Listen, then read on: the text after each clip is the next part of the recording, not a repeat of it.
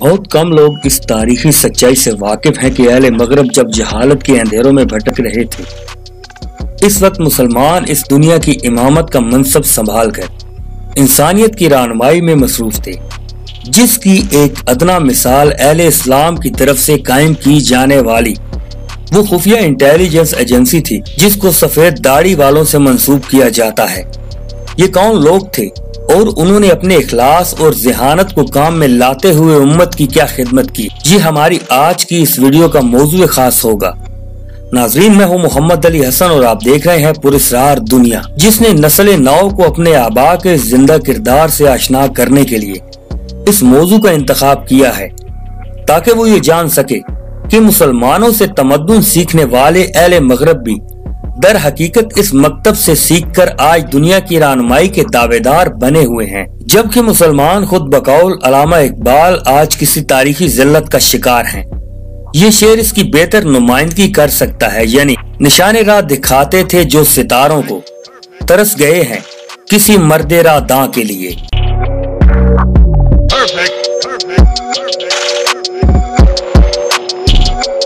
मुअज़्ज़िज़ ख़वातीन व हज़रात, ये 7वीं सदी का अवाइल था जब सल्तनत उस्मानिया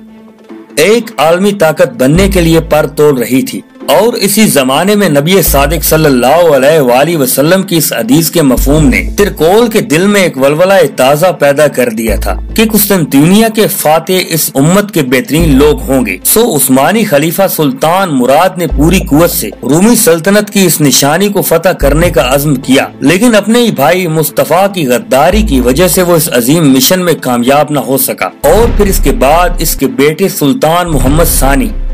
जिसको तारीख सुल्तान मोहम्मद फातेह के नाम से जानती है,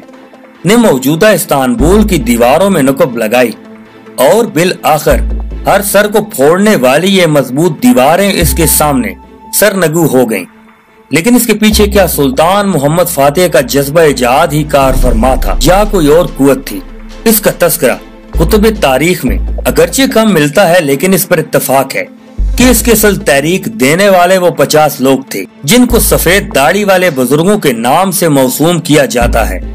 कहा जाता है कि इस अजीम तंजीम का इब्तदाई निशान भेड़िए का सर था, जिसको बाद में तब्दील करके 3 हलाल की सूरत दे दी गई।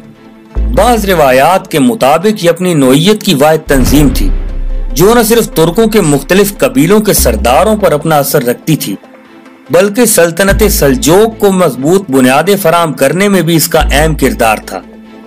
और जब उस्मानी सल्तनत का क़याम अमल में आ गया तो फिर इसकी हमदर्दियां भी इसी मरकज़ इस्लामिया के साथ हो गईं। नाज़रीन ज़ीवकार, शायद अब ये जानकर हैरान हों, लेकिन ये एक तारीखी हकीकत है कि इस्लाम की ये सरफरोश ना ही तो कोई हुकूमती एहलकार थे और ना ही इन्हें हुकूमती खजाने से मराहत हासिल थी, बल्कि ये एक ऐसी तंजीम थी जिसको चंद एक साहिबाने दिल ने कायम किया, और इसका मकसद ये था कि तमाम तर मुसलमान कुव्वतों को यकजा करके इन्हें कुस्तुनतीनिया की फतह के लिए आमादे जहाद किया जा सके। और ये ऐसे उजले किरदार के लोग थे जिनका न सिर्फ माशरे में एक बावकार मकाम था, बल्कि तुर्क सरदारों समेत सलातीन खिलाफत भी इनकी इज्जत और तकरीम में कोई कसर उठा न रखते थे। सो जब सुल्तान मोहम्मद फातेह ने इस अजीम मिशन की तकमील का इरादा किया तो इस वक्त सफेद दाढ़ी वाले न सिर्फ इसके हमनवा थे, बल्कि उन्होंने खुफिया मालूमात फराम करने, अपने असर रसूख को इस्तेमाल करने के अलावा मुसलमान फौज को 4 हिस्सों में तकसीम करके मजीद ताकतवर और मुअस्सर बनाने में भी अपना किरदार अदा किया। और बिलाखिर 653 ईस्वी में कुस्तुनतीनिया की दीवारों पर परचम इस्लाम लहराने लगा। नाज़रीन गिरामी, अगरचे मुख्तलिफ अदवार में इस तंजीम को मुख्तलिफ नाम और अलामतें दी गयी, लेकिन ये नाम और 3 हलाल को बाम जोड़ने वाली इसकी ये आखिरी अलामत थी। कहा जाता है कि इस अजीम फतह के बाद ये लोग ज़ेरे जमीन चले गए थे, जबकि बाज ऐसी रिवायात भी तारीख का हिस्सा हैं कि इनके बढ़ते हुए असर और रसूख की वजह से इनको कत्ल कर दिया गया था, जबकि वक्त के तकाज़ों के मुताबिक हुकूमती सतह पर नई खुफिया तंजीमें कायम कर दी गयी और ये सफेद दाढ़ी वाले माजी का एक रोशन किस्सा बनकर रह गए।